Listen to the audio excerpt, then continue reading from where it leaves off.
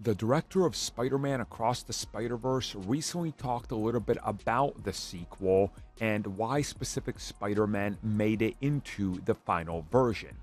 One he wanted to tackle was Spider-Punk, who he said was very important from the start of discussions of who to include for a specific reason.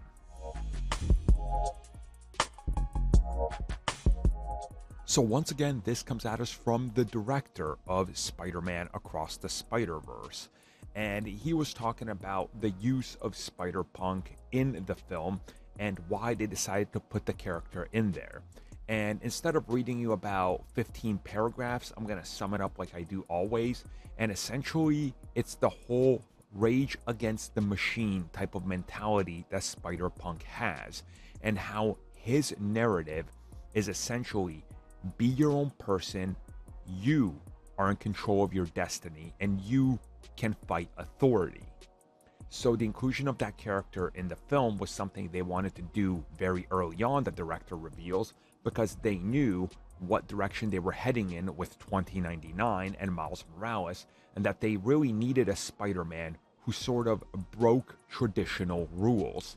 And that this Spider-Man, when they started looking at it and looking at all the Spider variants, naturally ended up being Spider-Punk, because that's literally what he is. So then they said they tried to work in how to make him important to the plot, and essentially they realized it was pretty easy, because he's going to stand for everything that Miles is going to be pushing in this. You can't control destiny, and if you can, well, maybe it can be changed, and all these other aspects of you not belonging and things like that. And if you really think about it, that is Spider-Punk, right? Like, that's his whole thing. He's the anarchist, right? He's rebelling. That's what Miles ends up doing at the end of the film. He doesn't fall in line with the rest of them and the regime that's chasing him, which again is 2099. Very anti-authority.